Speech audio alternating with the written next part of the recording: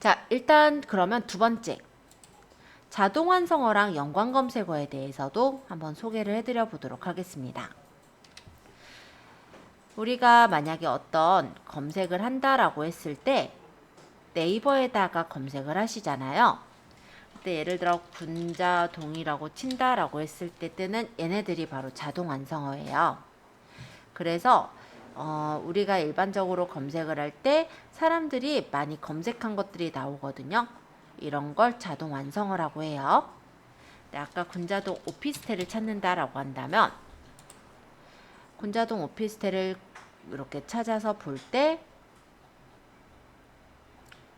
이 밑이나 아니면 옆에 보시면은 연관 검색어가 뜨는 경우가 있어요. 지금 여기서는 안 나오니까 이렇게 쳐볼게요. 예를 들어 제가 건대 맛집 이렇게 쳐보면은 이 밑에 부분에 이런 연관 검색어들이 뜨는 걸 볼 수가 있죠.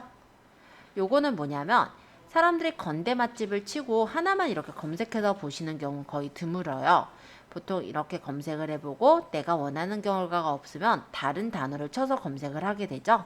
그때 많이 치는 단어들이 연관 검색어라고 보시면 돼요. 그래서 일단 내가 포스팅을 한다든지 아니면은 키워드를 뽑으실 때는 이런 어떤 자동 완성어에 만약 내가 해당하는 단어가 있으면 건대 맛집 추천이나 뭐 서울 건대 맛집이나 롯데백화점 건대 맛집이나 건대 맛집 내돈내산 이런 것들이 있었네요. 그쵸? 요런 게 이제 자동 완성어가 되겠고 거기서 만약에 건대 맛집 내돈내산이나 뭐 이런 걸 눌러서 보았을 때 뜨는 요런 그런 부분들이 연관 검색어라고 참고를 해서 보시고요. 거기 있는 단어들을 좀 활용을 해주신다면 고객들이 많이 찾는 그런 키워드를 뽑아낼 수가 있겠죠. 뭐 건대 찐맛집 이렇게 찾는 사람도 있네요. 건대 맛집 추천 이렇게 찾는 사람도 있고. 그래서 그렇게 보시면 연관 검색어와 자동 완성어에 대해서 확인해 볼 수가 있어요. 연관 검색어 옆에 물음표를 한번 눌러서 보자면 이 연관 검색어라는 게 무엇인지에 대해서도 확인을 해 보실 수가 있는데요. 검색 사용자의 검색 의도를 파악해서 적합한 검색어 제공을 통해서 쉽게 검색을 할 수 있게 해주는 서비스다 라고 나오죠. 아까 말씀드린 것처럼 어떤 사람이 이제 뭔가를 찾았을 때 하나만 찾지 않고 여러 개를 찾는 특성을 활용을 해서 사람들이 많이 찾는 그런 단어들을 정리해 놓은 게 연관 검색어라고 보시면 됩니다. 그래서 일반적으로 저 자동 완성어랑 연관 검색어가 제일 좀 찾기 쉬운 키워드 중에 하나라고 보시면 될 것 같아요. 자, 그러면 또 한 가지는 네이버의 키워드 도구라는 게 있어요. 그래서 요거는 한번 우리가 들어가서 가입해보고 활용을 해볼 건데요. 네이버로 잠시 다시 갈게요. 그리고 검색 엔진에다가 네이버 광고 이렇게 쳐주실래요? 그러면 네이버에서 키워드 광고나 아니면 파워링크 광고를 할 수 있는 광고 사이트로 들어갈 수가 있어요. 물론 우리는 광고를 지금 하겠다라는 목적으로 들어간 건 아니고요. 간단하게 키워드를 검색해서 보기 위한 목적이에요. 자, 여기에 네이버 아이디로 로그인이라는 게 보이시죠? 요거를 눌러서 들어가서 확인을 해보시면은 네이버 아이디로 회원가입을 할 수 있게 뜰 거예요. 눌러서 가입을 해주시면 됩니다. 약관에는 동의해 주시고 가입 유형은 사업자 광고주와 개인 광고주가 있는데요. 우리는 아직 검색만 해볼 거기 때문에 그냥 개인 광고주로 가입 유형을 선택해 주시면 돼요. 그러고 광고주 가입을 좀 해주세요. 전화번호는 눌러서 010 번호로 해서 적으시면은 휴대전화 인증해서 넣을 수가 있고요. 그 다음 우편번호 검색해서 회원가입을 해주시면 돼요. 가입하신 분은 로그인까지만 좀 거쳐주세요. 네, 네이버에 가입이 되어 있는 사람들이 그 네이버 아이디로 그 광고주 사이트에 가입을 할 수가 있거든요. 네이버 광고에 가입을 바로 해주시면 됩니다.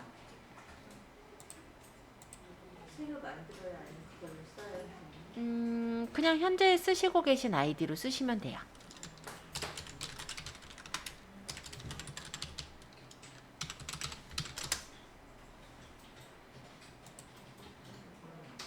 그래서 로그인 하시면 이런 창이 뜰 거예요. 요거 뜬 거 보고 이어서 키워드 도구서부터 설명을 할게요. 그러면 이렇게 로그인 돼서 화면 나오고 확인할게요. 옆에 여기 키워드 적는 란이 있는데 여기다가 여러분들이 생각하시는 키워드를 적으시면 됩니다. 예를 들어서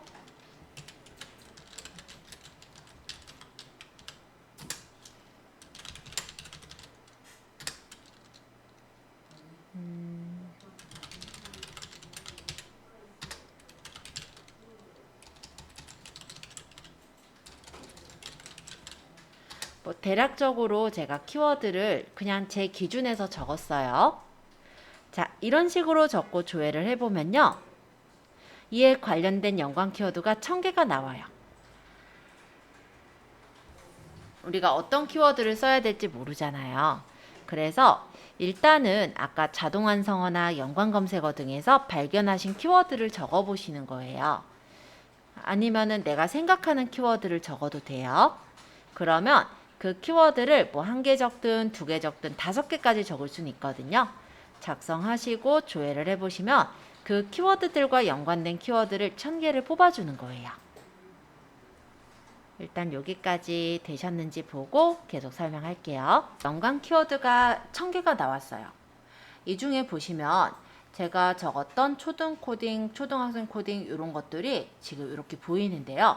제가 초등 코딩이라고 적었던 이 연관 키워드는요. 월간 검색 수가 PC로 400건, 모바일로는 1230건이 있었대요. 그래서 월 평균 클릭 수라는 건 뭐냐면 만약에 사람들이 여기다가 초등 코딩이라고 적었을 때 여기 파워링크가 뜬다든지 아니면 블로그 같은데 광고가 뜨잖아요. 그 광고를 누른 수를 말해요. 그래서 월 평균 클릭 수는 PC에서는 대략 1.7, 모바일에서는 10건 정도 됐다고 합니다. 그래서 그거를 이제 퍼센티지로 구해보니까 월 평균 클릭률인데요.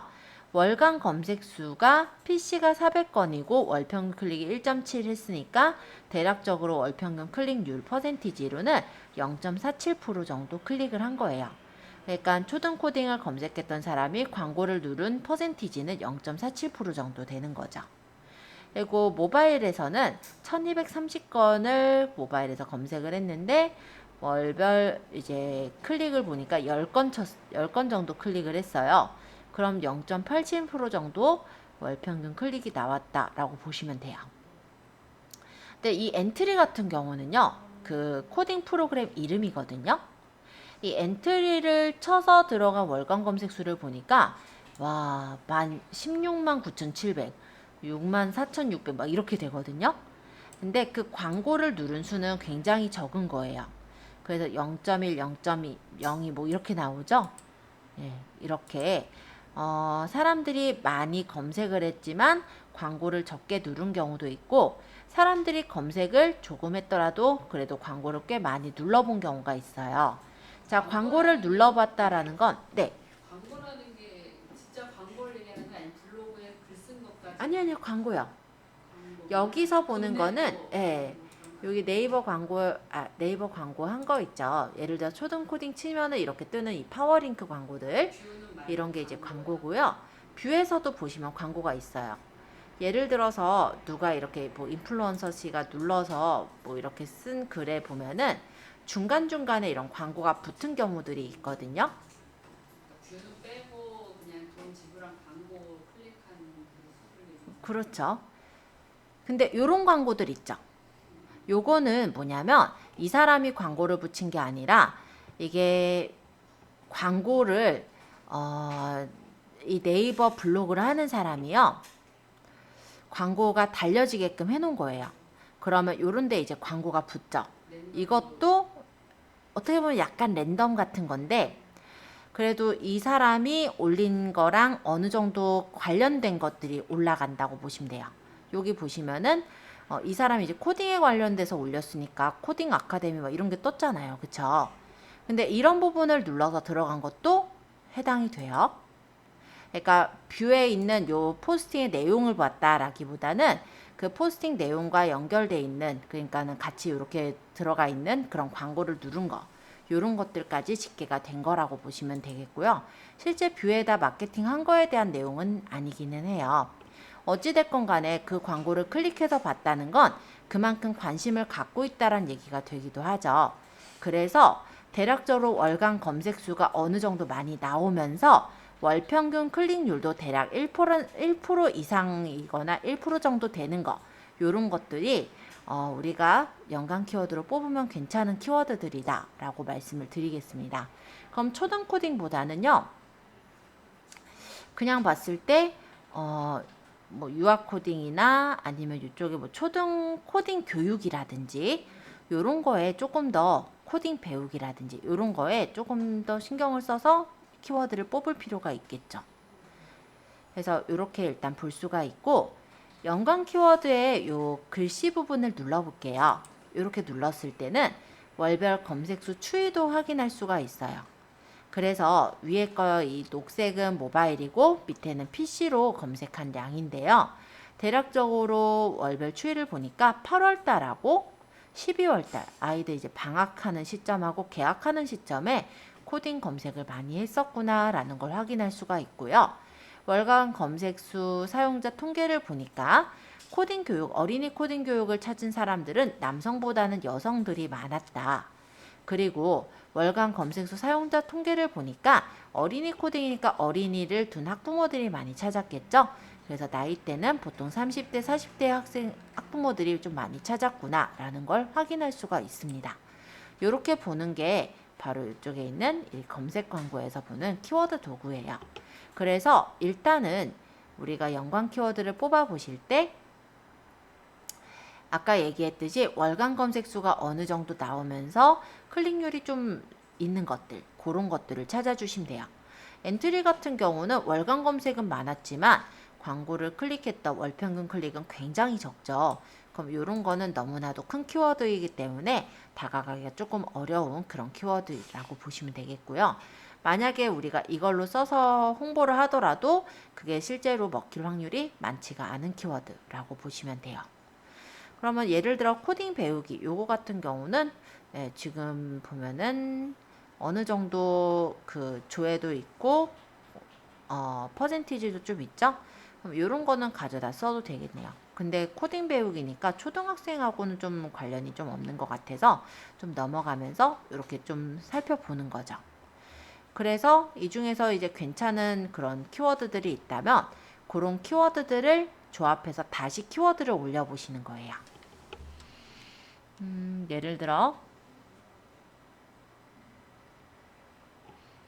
초등 코딩 교육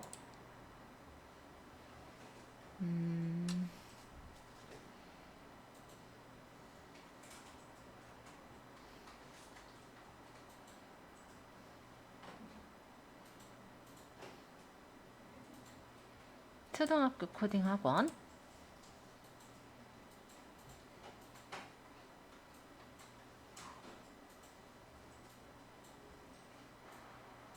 어린이 코딩 학원 좀 인원이 좀 많진 않네요. 대략 이런 식으로 뽑아 본다면 이런 내용들을 가지고 다시 재조합해서 여기다가 올려서 조회를 해보시는 거죠. 그랬을 때 더욱더 관련된 연관 키워드들이 또 나와요. 그래서 대략 이렇게 뽑아서 한 두세 번 정도 거치시면요. 키워드를 되게 양질의 키워드들을 얻을 수가 있습니다. 한번 조회해 보시면서 질문 주시면 제가 답변해 드릴게요.